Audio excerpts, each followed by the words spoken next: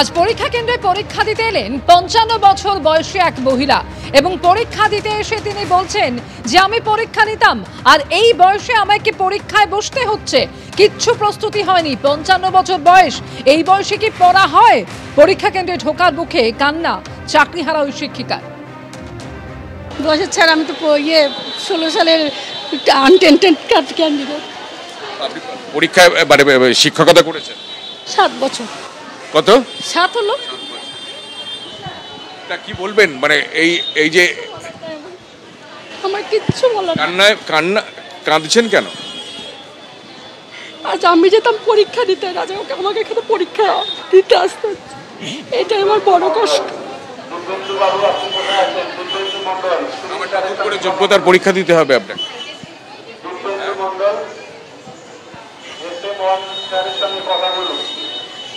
কোথায় চাকরি করতেন? বর্ধমানে। আমাকে বলেন না, আমি ঠিক নাই, মাথা আমার ঠিক নেই।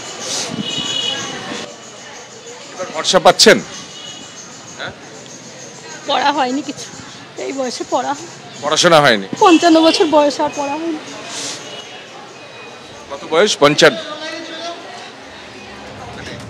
অর্থাৎ এই ছবিটাও আজকে ধরা পড়লো।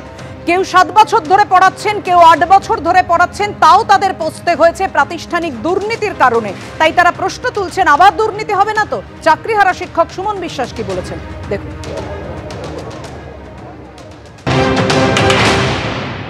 আমার তো দুঃখ লাগছিল যে আমি বা আমরা যোগ্য শিক্ষকরা আমরা বিদ্যালয়ে এই পরীক্ষার ইনভিজিলেটর থাকার কথা, সেইখানে মাথা নিচু করে পরীক্ষা দিলাম। এটাই তো লজ্জার বেদনা। এটা বড় সড়ো একটা দুর্নীতিকে ঢাকার জন্য এই পরীক্ষা। প্রশ্ন কেমন হয়েছে, কি বসলো, এটা কথা নয়, আমাদেরকে কেন পরীক্ষায় বসতে হলো এর দায় কার? আমরা যাব, বিচার ব্যবস্থার কাছে যাব, আর সর্বত্রই যাব, কারণ এই জায়গাটা আমরা অনেক দূর পর্যন্ত নিয়ে যেতে চাই। এত সহজে মানার জন্য আমরা তৈরি নেই। আমরা যোগ্য ছিলাম, যোগ্য আছি, এটাই শেষ কথা আমাদের। আজ এসএসসির এই পরীক্ষায় সামিল হলেন ভিন রাজ্যের বহু পরীক্ষার্থী, বিশেষ করে উত্তরপ্রদেশ থেকে বহু পরীক্ষার্থী তারা এসেছিলেন পরীক্ষা দিতে, যার মধ্যে বারাণসীর পাশাপাশি উত্তরপ্রদেশের প্রয়াগরাজ এবং জৌনপুরের বাসিন্দা তারাও রয়েছেন। এসএসসির পরীক্ষায় বসলেন তারা।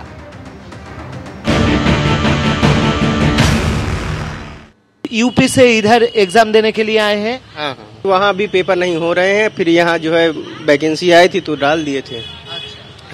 दूसरा कोई स्टेट में आप दिए हैं एग्जाम? हाँ, राजस्थान दिए हैं, बिहार दिए हैं। हाँ। और आज बंगाल में आए हैं। हाँ। क्वालिफिकेशन क्या है आपका? BEd plus MSc. यूपी में अभी रिक्रूटमेंट नहीं हो रहा है? नहीं, अभी पेपर ही नहीं हो रहे हैं। 22 का पेपर जो है अभी हुआ नहीं है, 22 का जो है फॉर्म पड़ा हुआ है। हम वाराणसी से आए सर, 9-10वीं का हिंदी से देने आए सर मेरा पहली बार है यहाँ पे। हाँ सर, बहुत मतलब हम लोग के तरफ उत्तर प्रदेश में कह लीजिए कि ये वैकेंसी न निकली, मतलब 4-5 साल वेट करते करते सर तब हम लोग इधर अपने यूपी में देखते देखते फिर हम लोग को बाहर कदम उठाना पड़ा सर, तो बाहर हम लोग दिए, वहाँ पर निकला है। उत्तर प्रदेश जौनपुर डिस्ट्रिक्ट, यही पश्चिम बंगाल में टीजीटी का है। नहीं सर, ये 9-10 के लिए होता है मैथमेटिक्स सर। यहाँ पर नहीं दिए हैं सर, यूपी में दिए हैं। हाँ सर, यूपी में वैकेंसी इस समय वैकेंसी की कोई ताल्लुकात नहीं है दूर दूर तक, इसलिए यहाँ पर आना पड़ा सर। अरे क्वालिफिकेशन सर हम मैथ से CSIR नेट है, PhD अपेयरिंग में है सर, PhD भी कम्प्लीट। यही चाहते हैं सर, जो वैकेंसी निकली है अच्छी तरीके से हो जाए सर, बगैर किसी इधर उधर के, ताकि हम लोग उतने दूर से आए हैं जो कुछ रिस्पांस मिले सर, बस ये। উত্তরপ্রদেশ অর্থাৎ যোগী রাজ্য থেকে অনেকেই এমন চাকরি প্রার্থী যারা এই রাজ্যে এসেছেন এসএসসিতে পরীক্ষা দিতে। উত্তরপ্রদেশে যদি চাকরি থাকতো তাহলে আর বাংলায় এসে পরীক্ষা দিতে হতো না। সোশ্যাল মিডিয়ায় এভাবেই পোস্ট করে বিজেপিকে আক্রমণ শানিয়েছে তৃণমূল। বিজেপির ডাবল ইঞ্জিন উত্তরপ্রদেশের সরকার কলকাতায় এসএসসিতে পরীক্ষা দিতে আসা পরীক্ষার্থীদের মুখে এমনই আক্ষেপের সুর।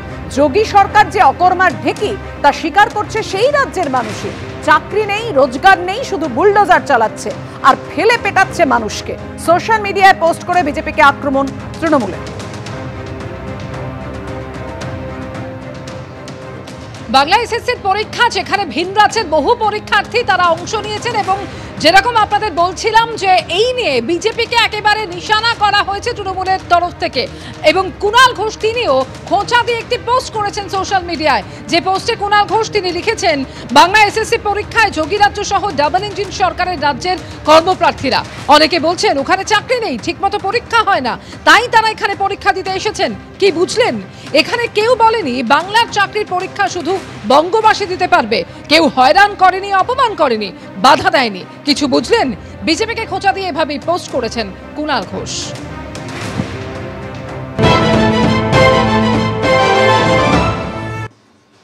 এসএসসির যে পরীক্ষা নির্ধারিত অত্যন্ত সুষ্ঠুভাবে, মসৃণভাবে হয়েছে। মাননীয় শিক্ষামন্ত্রী তিনি সবিস্তার তার তথ্য পরিসংখ্যান দিয়ে সব জানিয়ে দিয়েছেন। তো আসলে এই রাম বাম কংগ্রেসের একাংশ তারা এই এসএসসি নিয়ে যা আরম্ভ করেছিলেন, তাতে আজকে একটা জিনিস দেখা যাচ্ছে, শকুনের সাপে গরু মরে নাই। গরু তৃণভোজী প্রাণী, গরু মসৃণভাবে গরুর মতো রহিয়াছে, আর শকুন আকাশে উড়িতে উড়িতে কাঁদিতেছে। সে অন্য রাজ্য থেকে পরীক্ষা দিতে এসে প্রমাণ করে দিয়েছে অন্য রাজ্যের হাল কতখানি খারাপ, যে সেখানকার পরীক্ষার্থীরা বাংলায় এসে আশার আলো দেখছেন, পরীক্ষা দিতে চাইছে। এরা সারা ভারতবর্ষ জুড়ে পরীক্ষা দিয়ে বেড়ান।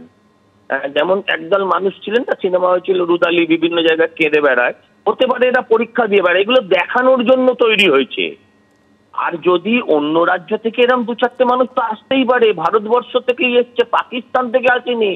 উত্তরপ্রদেশের মানুষকে, মধ্যপ্রদেশের মানুষকে যদি এভাবে ঘৃণার চোখে দেখা হয়, তাহলে এরাও কিন্তু ওই রাজ্যে ঘৃণাই দেখাবে।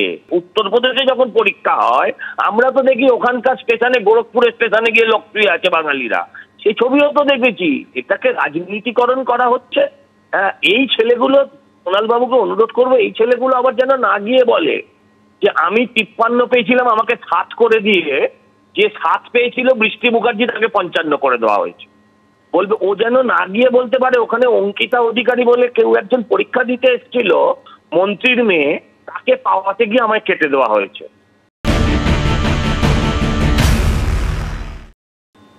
অভিনন্দন জানাচ্ছি।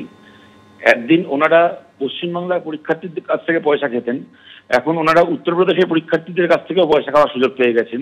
তৃণমূল কংগ্রেস জাতীয় দল, ওরা জাতীয় পর্যায়ে চুরি করার একটা সুযোগ পেয়ে যাচ্ছে, এর ফলে ওদেরকে অভিনন্দন। আর দেখো, ঘটনাটা হচ্ছে, উত্তরপ্রদেশে খুব নিয়মিত চাকরির পরীক্ষা হয় বা ওখানে খুব ভালো রিক্রুটমেন্ট হয়, এমপ্লয়মেন্ট হয়, এমন তো নয় ব্যাপারটা। পশ্চিমবাংলায় যে টাকা নিয়ে কোটি কোটি টাকায় চাকরি বিক্রি হয়েছে, যার ফলে একটা গোটা প্যানেল বাতিল করে যে চুরি করেছে এবং যে চুরি করেনি উভয়কে একসঙ্গে আদালত পথে বসিয়ে দিয়েছে। এই সত্যিটা তো মিথ্যে হয়ে যায় না। তো পশ্চিমবাংলায় তৃণমূলের যে চুরি, তৃণমূলের যে পাপ, চাকরি বিক্রি করে ওদের মন্ত্রী থেকে শুরু করে, মন্ত্রীর বান্ধবী থেকে শুরু করে, একটার পর একটা কমিশনের মাথা, তারা সবাই একসঙ্গে জেল খাটছে। এই যে বাস্তবতা, এইটাকে তো মিথ্যে করে দেওয়া যায় না। উত্তরপ্রদেশ থেকে যে পরীক্ষা দিতে এসছে সেটাকে দেখিয়ে, উত্তরপ্রদেশের ছেলে মেয়েদেরও দেওয়ালে পিঠ থেকে গেছে, বোঝাই যাচ্ছে নিজের রাজ্যে চাকরি পাচ্ছে না, অন্য রাজ্যে চুরি হবে জেনেও সেখানে অসহায়ের মতো যাচ্ছে। কিন্তু তাদের এই অসহায়তাও তো তৃণমূল কংগ্রেসের চুরির ব্যাখ্যা হতে পারে না।